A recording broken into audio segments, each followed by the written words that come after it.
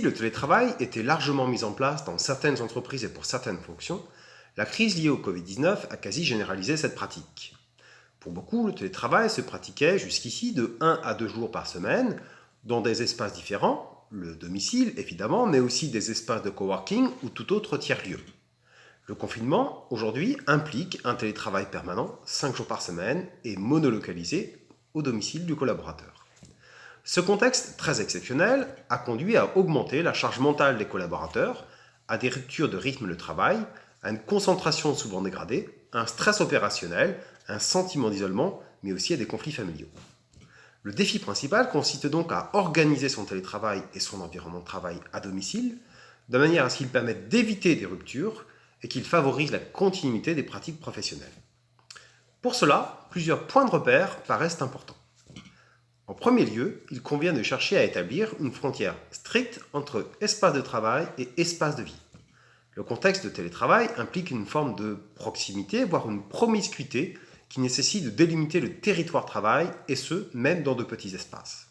Il s'agit d'établir, dans la mesure du possible évidemment, une frontière formelle, emplacement de bureau, porte fermée, mais aussi symbolique, en établissant des règles avec les proches.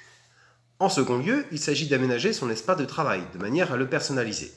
Le mobilier, bureau, fauteuil, écran doivent être adaptés, réglables, de manière à faire évoluer l'ergonomie de l'espace de travail. Il convient également d'ajuster à la fois la luminosité, la température ou encore le bruit, là aussi en jouant sur l'aménagement.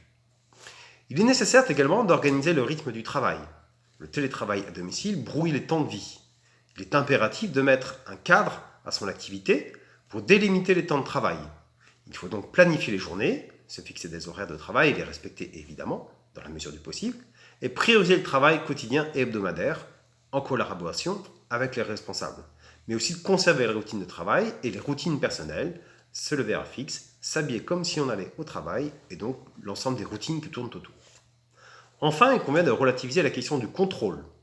Le télétravailleur a souvent peur d'être mal perçu, car son absence, se dit-il, pourrait paraître suspecte du point de vue du manager. Travaille-t-il vraiment ? Le télétravail conduit, en effet, paradoxalement à des formes d'autocontrôle ou à de surcontrôle dont il faut avoir conscience et qu'il faut essayer de relativiser. Il est nécessaire de trouver des accords sur les modalités du contrôle du travail pour faire baisser la charge mentale et la pression qui va être induite par le contexte de confinement. Cela passe notamment par une transparence sur le travail réalisé et par une standardisation des procédures.